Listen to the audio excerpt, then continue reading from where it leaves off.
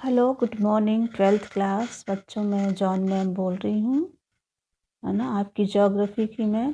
तो एक बार फिर से मैं आप सभी 12th क्लास के ज्योग्राफी के बच्चों का इस ऑनलाइन क्लास में स्वागत करती हूँ बच्चों। तो पिछले दिनों बच्चों हम लोगों ने ज्योग्राफी जो आपकी प्रैक्टिकल की बुक है उससे लेसन 2 यानी चैप्टर 2 या अध्याय 2 शुरू किया था, आंकड़ों का प्रक्रमण। और आंकड़ों के प्रक्रमण में हम लोगों ने भाग 3 तक पढ़ लिया था। तो भाग 3 में हम लोगों ने माध्य के बारे में पढ़ा था। माध्य की गणना, वर्गीकृत आंकड़ों द्वारा माध्य की गणना कैसे की जाती है ये हम लोगों ने पढ़ा था। और प्रत्यक्ष विधि द्वारा कैसे माध्य ज्ञात किया जाता है। ठीक, आज हम लोग पढ़ेंगे माध्य यानी मीन को ही आगे कंटिन्यू करेंगे बच्चों। और आज हम लोग पढ़ेंगे वर्गीकृत आंकड़ों से माध्य की गणना अप्रत्यक्ष विधि से कैसे की जाती है। तो अप्रत्यक्ष विधि से, जैसे हम लोगों ने पिछली बार भी देखा था वीडियो में, कि दोनों प्रत्यक्ष और अप्रत्यक्ष विधि से जब भी हम माध्य ज्ञात करते हैं या उसकी गणना करते हैं तो वो 2 विधियों से की जा सकती है। तो प्रत्यक्ष विधि से भी और अप्रत्यक्ष, और दोनों के सूत्र यानी फॉर्मूला भी क्या है, अलग है। ठीक है, तो अभी हम लोग ने प्रत्यक्ष विधि से पढ़ लिया था वर्गीकृत आंकड़ों से कैसे माध्य की गणना की जाती है। तो आज हम लोग पढ़ेंगे वर्गीकृत आंकड़ों से माध्य की गणना अप्रत्यक्ष विधि से कैसे की जाती है। तो अप्रत्यक्ष विधि का जो सूत्र है पहले वो हमें पता होना चाहिए। तो सूत्र है, फॉर्मूला है बच्चों अप्रत्यक्ष विधि का, वो है x बार बराबर a plus sigma F D upon n, है ना। तो ये है आपका अप्रत्यक्ष विधि का फॉर्मूला। तो फिर से मैं एक बार बता दूं, तो x बार बराबर a plus sigma F D upon n यानी बटे n।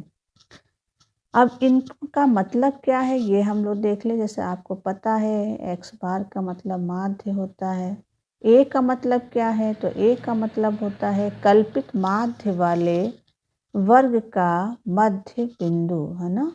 और f का मतलब है, जैसा आप जानते हो, f का मतलब है फ्रीक्वेंसी यानी आवृत्ति। D का मतलब क्या है, जो D दिया है आपका, D का मतलब होता है कल्पित माध्य वाले वर्ग A से विचलन, है ना। अभी जब हम लोग करेंगे तो आपको समझ में आ जाएगा। तो D का मतलब होता है कल्पित माध्य वर्ग वाले से A से क्या करना, विचलन, है ना। विचलन यानी डिविएशन, है ना, इसलिए यहाँ D लिखा गया। डिविएशन का मतलब होता है हिंदी में विचलन। n का मतलब क्या है, n का मतलब है कुल पदों की संख्या, या फिर इसको सिग्मा f भी कहते हैं, है ना। n भी कहते हैं और इसे सिग्मा f भी कहते हैं। तो अप्रत्यक्ष विधि से वर्गीकृत आंकड़ों द्वारा माध्य की गणना कैसे की जा सकती है, तो इसके लिए हम लोग एक क्वेश्चन, एक उदाहरण लेंगे। और ये उदाहरण है, यह क्वेश्चन नंबर 2 है। 50 विद्यार्थियों की कक्षा में आयोजित एक टेस्ट में प्राप्तांकों का श्रेणीवार विभाजन निम्नांकित है। इन वर्गीकृत समंकों के लिए प्राप्तांकों का प्रत्यक्ष विधि से आपको माध्य ज्ञात करना है ना। तो हमें जो 50 विद्यार्थियों की जो टेस्ट के प्राप्तांक दिए गए हैं उनको क्या करना है, उनको हमें अप्रत्यक्ष विधि से उसका माध्य ज्ञात करना है। तो चलते हैं, देखते हैं सारणी में क्या दिया है। तो जो क्वेश्चन दिया है अभी हमने पढ़ा, वो क्वेश्चन की जो सारणी है वो है हमारी इस तरह। तो 2 कॉलम है, एक में बच्चों वर्ग दिया है और दूसरे में, जैसा आप देख रहे हो, आवृत्ति यानी फ्रीक्वेंसी दी है ना।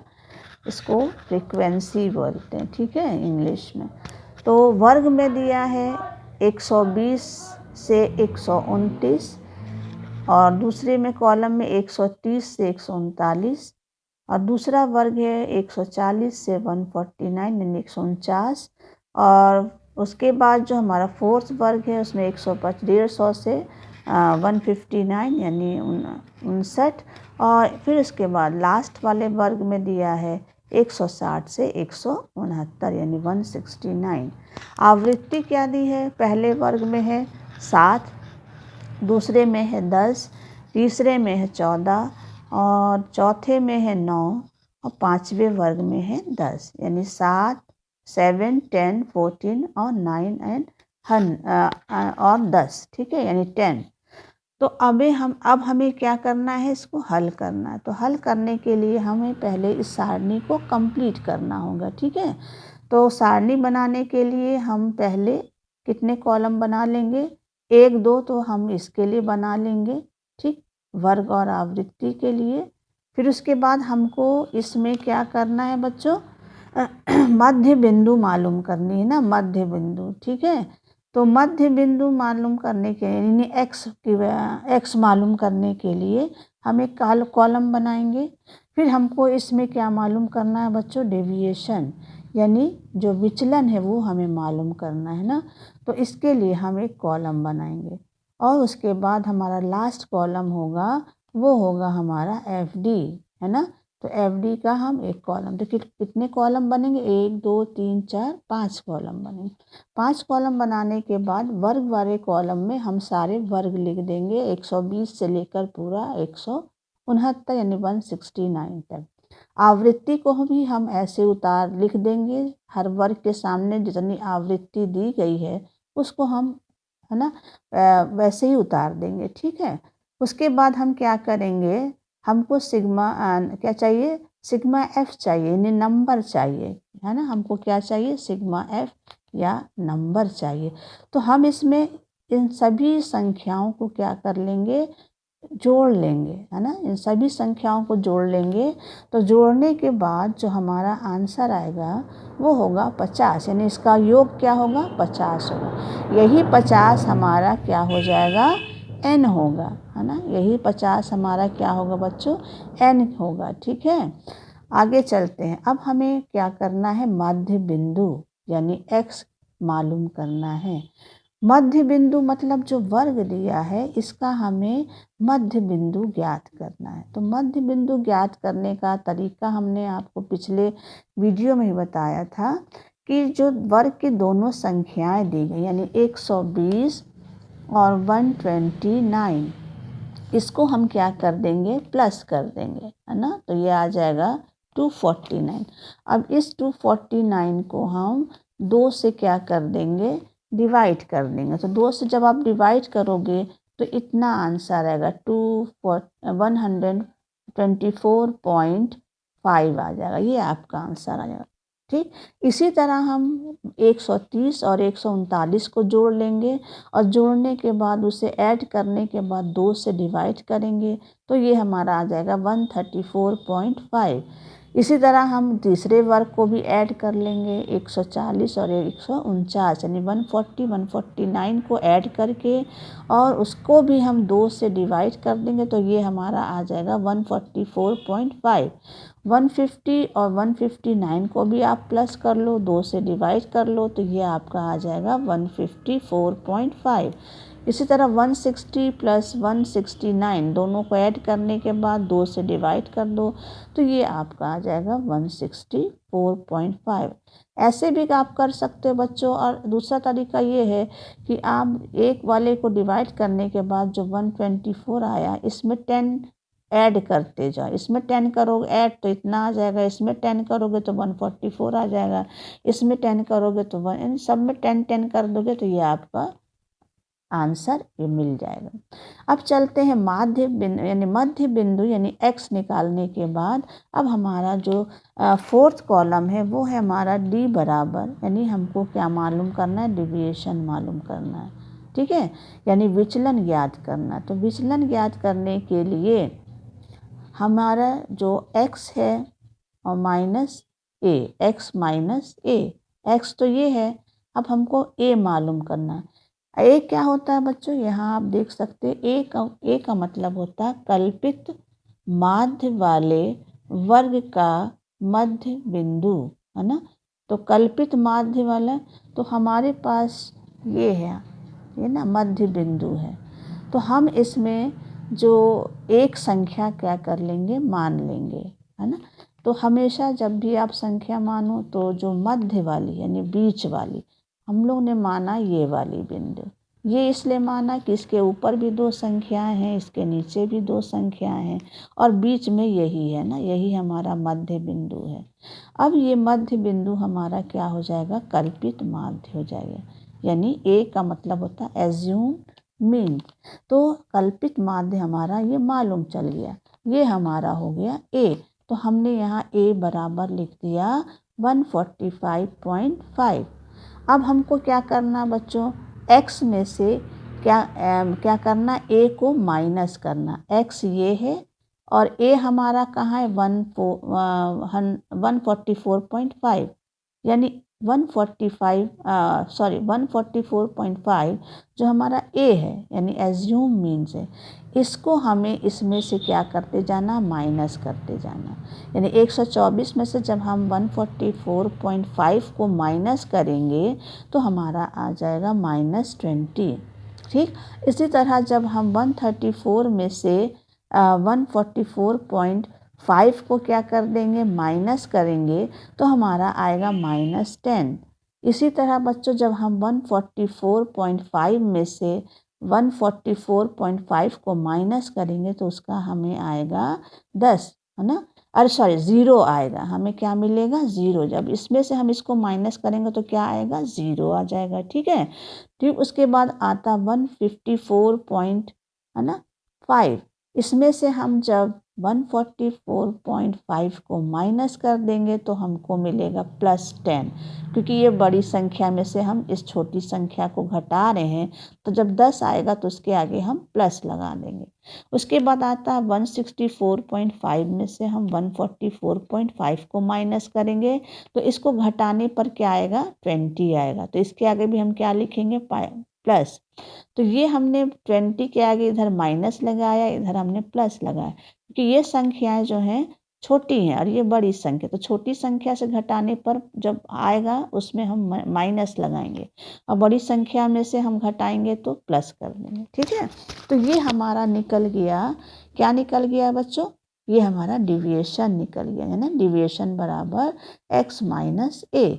तो कैसे निकला, जो हमने a यानी जो कल्पित हमारा माध्य है इसमें से हमने x को क्या किया, घटाया, तो हमको ये आंसर मिल गया। अब हमको क्या मालूम करना है, 5वां कॉलम कंप्लीट करना है। हमें क्या मालूम करना है बच्चों, एफ डी कहाँ है, ये है f, है ना, ये है f यानी कॉलम जो दूसरा कॉलम आवृत्ति, और d कहाँ है, d ये है ना। अब f और d को हमें क्या करना है, जोड़ना नहीं है। f क्या है, जैसे 7f है और d हमारा क्या है, 20 है। तो हमें 7 और 20 को जोड़ना नहीं है, बल्कि 7 से 20 में क्या कर देना है, मल्टीप्लाई कर देना, गुना कर देना, है ना। जब इसमें मल्टीप्लाई करोगे 7 से 20 में तो वो आ जाएगा आपका 140। इसी तरह बच्चों 10 से आप किस में मल्टीप्लाई करोगे, 10 में, तो ये आ जाएगा आपका 100। यानी हमको क्या करना है, f और d का क्या करना है, मल्टीप्लाई करना है, f और d का क्या कर देना है, गुना कर देना है, तो हमको ये आंसर मिलेगा। इसी तरह 14 का हमें किस में मल्टीप्लाई करना है, 0 में। तो 14 से जब 0 में मल्टीप्लाई करोगे तो आंसर आपका 0 आएगा। इसी तरह 9 का मल्टीप्लाई गुना हम किस में करेंगे, 10 में करेंगे। तो 9 से 10 में गुना करोगे तो 90 आएगा। ठीक, 10 से 20 में गुना करोगे तो आपका 200 आएगा। तो इसके आगे हमने प्लस लगा दिया और इन संख्याओं के आगे हमने माइनस, जहाँ माइनस था वहाँ माइनस लगा दिया, जहाँ प्लस था प्लस लगा दिया। ठीक है, अब इनको हमें क्या करना है, जोड़ना है। तो जोड़ने के लिए हम क्या करेंगे बच्चों, कि जो हमारा जो माइनस माइनस वाला नंबर है इसको एक साथ जोड़ लेंगे और जो प्लस वाला नंबर है ये दोनों संख्याएं इसको एक साथ जोड़ लेंगे। तो इसका दोनों का टोटल आएगा 290, इस दोनों का टोटल आएगा 240। तो 290 में से 240 माइनस कर दोगे तो ये आपका आ जाएगा 50, यानी नंबर आपका कितना आ जाएगा, अरे सॉरी, सिग्मा एफ डी आपका कितना आ जाएगा, 50 आ जाएगा। ठीक है, तो इस तरह से हम सिग्मा एफ डी क्या करेंगे, मालूम करेंगे। तो ये आपकी तालिका, अब ये सारणी आपकी कंप्लीट हो गई। अब हम इसको हल करते हैं, सॉल्व करते हैं। तो हमारा फॉर्मूला क्या है बच्चों, माध्य ज्ञात करने का अप्रत्यक्ष विधि से। तो x बार बराबर a plus sigma F D upon n। तो हम सेकेंड लाइन में क्या करेंगे, x बार ऐसे उतार लेंगे, बराबर लगाएंगे। हमारा a कितना है, एज्यूम इन कितना है, कल्पित माध्य कितना है, जिसमें से हम लोगों ने सब घटाया है, तो वो है हमारा 144 यानी 0.5 यानी 144.5। तो 144.5 हम a की जगह लिख देंगे, प्लस उतार लेंगे।